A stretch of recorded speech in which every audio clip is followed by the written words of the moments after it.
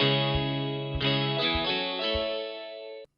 there, and welcome back to Start Adventuring, a channel dedicated to inspiring new role players to break down their barriers and just start adventuring. I'm Baxter. And I'm Ben. And this week we're going to be running through the 7th adventure of the Candlekeep Mysteries, titled The Book of Cylinders. If you're just joining us, we are running through all of the Candlekeep Mysteries as one-on-one adventures. We've kind of decided to play these on hard mode. This is our session 0 for the 7th adventure, where Baxter's going to talk a little bit about his character. We're going to talk a little bit about the adventure and just get prepared for the session that we're going to run. So let's jump right into it. Yeah, I'm excited. So let's start like we always do. Baxter, why don't you just tell us broadly about this character you've made? Yeah, so this is Bosun BokBok. He is a pirate with a shotgun. Bosun BokBok. Yes, he got that nickname on his most recent pirate ship, where he was kind of the provisioner and the bosun in charge of like the crew and the equipment. So he he got the nickname because he is famous for cooking chicken. In fact, he's made quite a lot of money off of his chicken sales, where now he has gotten the gun that he has is a magical shotgun that he specifically had enchanted, so when it shoots a chicken, it shoots them into another dimension and leaves a magically formed perfect chicken leg, as to not kill the chickens, but just send them. All right, yeah, that's DM approved. That's canon. He can have his magic chicken gun. So he's a chicken pirate. Yeah, he's I kind of thought you can even tell by his outfit design. He's a little bit like Colonel Sanders meets a gold pirate. You love Colonel Sanders because Sonny Sherilyn has a little bit of Colonel Sanders vibes, I think. Not his look. Maybe the accent for sure. I totally see. This character I'm not planning on having too robust of an accent with. Do you have a voice for him, or is that to be determined? That's going to be to be determined. Originally I was going to use a voice for a character in the Icewind Dale campaign, who you have actually yet to meet. But who actually is also inspired a little bit by Colonel Sanders. You're right. Maybe there's some. So he's also slightly inspired. He is slightly inspired. I've been playing the hit online game Sea of Thieves, where again my main objective in that is to collect chicken, cook it, and sell it. Personally, everyone I get it's a PvP pirate game, but for me, all about collecting that chicken and selling it, baby. So what kind of personality does Bosun BokBok have? Like, what kind of guy is he? He's definitely pretty fun, gregarious, not super into, he's the bosun of the ship, which is not Clarify for me what that is, because I'm not a pirate. It's similar, person. So there's a couple different bosuns in some cases are like the people that punish the crew. Sometimes it's also could be like the provisioner, like a quartermaster kind of, or under the quartermaster. So he's very much but specifically Bosun BokBok. More so, I wanted to go on the alliteration of it. I see him more as the provisioner, quartermaster, and like the person that keeps the crew, so to speak. Okay. So yeah. It's kind of funny that you've made this character who traffics in food, because I'll peek behind the curtain a little bit for the setup for the beginning of the adventure, but it involves taking a trip with a person who transports seafood between one place and Candlekeep. That's his whole thing, by ocean. So okay. Maybe Bosun BokBok. Wow, a pirate's perfect then. Chicken pirate merchant is perfect. I might say canonically, Bosun BokBok has met this guy. His name is Maitor Jans, and he is a crab meat peddler. He transports crab meat between villages to the north and Candlekeep.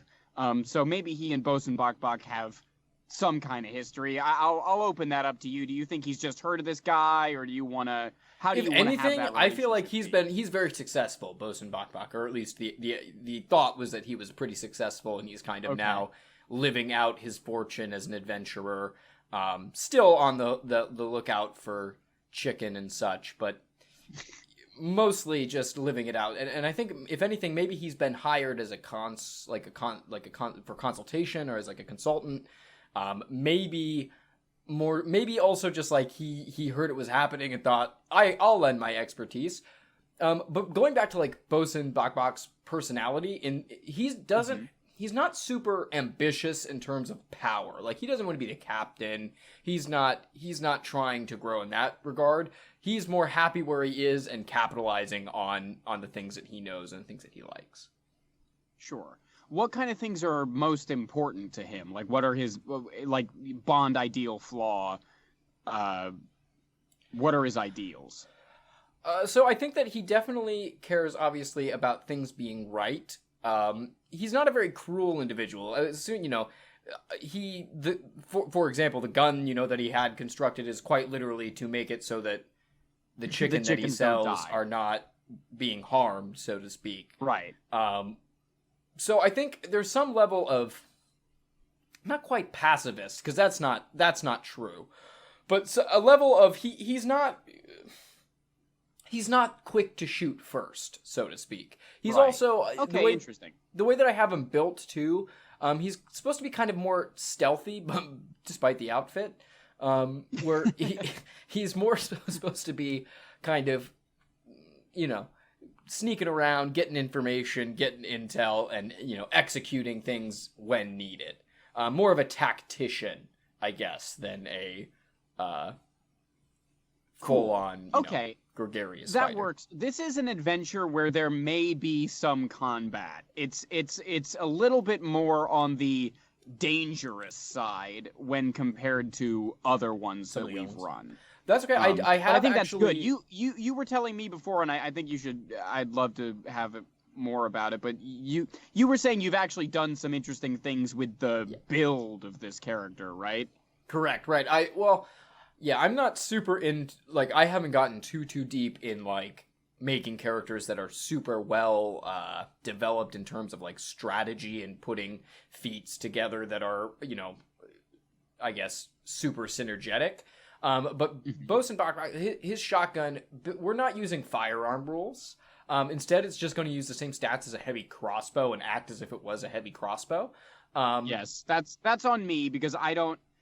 Right, but that's okay. I mean, that's we're okay fine with people not being about certain rules, and I don't like the firearm rules. I just haven't spent enough time familiarizing myself. They're a little tedious. I've looked over them a little bit for, as you know, the Icewind Dale campaign. You will find I am not using them myself in that campaign for a number of reasons. I just think that it makes, specifically contextually, it makes the single firearm that's in Icewind Dale feel less potent. But anyway, it's going to use the regular heavy crossbow stats, and then he has the crossbow expert or whatever that is feat, where it makes him, where if he's within 5 feet, he does not have disadvantage on his shot. And then he also has the Swashbuckler ability that means whenever he's in 5 feet, he gets sneak attack. So the idea is I'd be using my heavy crossbow within melee range, so to speak, like a shotgun, and it's going to be able to get the benefit of sneak attack every time. Yeah, that's awesome. I'm all about that. That's cool. Okay. Well, so this adventure, just to give you a heads up about what kind of adventure it is, it's a more standard, like, action adventure. Kind of think Indiana Jones or Pirates of the Caribbean, I think. Oh, perfect. There are social elements to it, which I think you'll enjoy. But it is a little bit more. It's kind of great for this character because it's a little bit of a swashbuckling type adventure. I literally made a pirate for the pirate adventure without knowing it's a pirate adventure. Or is it not a pirate adventure? I wouldn't say it's a pirate adventure, but it is a seafaring Wow, adventure. look at that.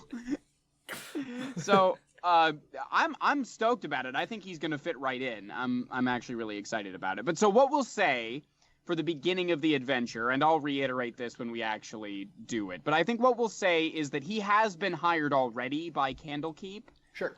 Through this contact. So he was reached out to by this person that he maybe met at a, a provisioner meeting, a conference of provisioners or whatever. And he's gotten word that Candlekeep needs somebody to investigate an issue, and he's calling on Bosun BokBok because of his reputation, and there's 500 gold in it for him, so yay. Cool.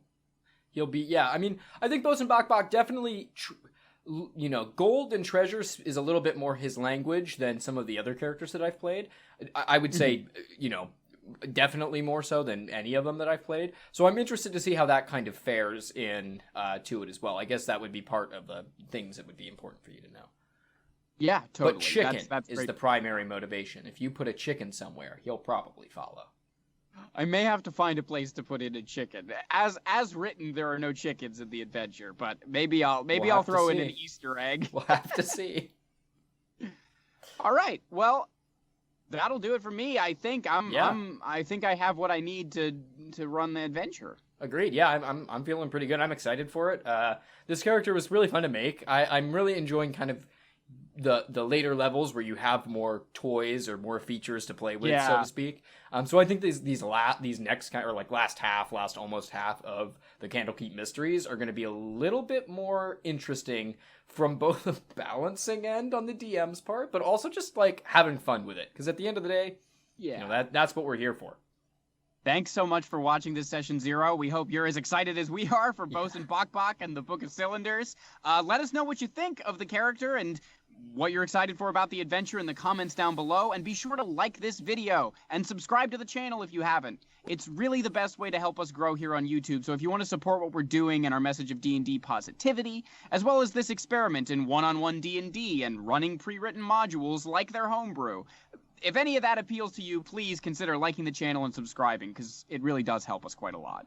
Absolutely. And we see some new subscribers coming along every, day, every couple of days, and it really just makes Ben and my day when we see that. So if you haven't already, please hit that subscribe button. Like you said, it would really, really help us out. And if you guys want to go that extra mile, we also do have a Patreon, the link to which is in the description box below. It's some great stuff over there if you're interested specifically in our weekend reviews or our 3 lessons video. There's some cool stuff there at the $5 level. So go ahead and check that out when you guys are able, if you're interested.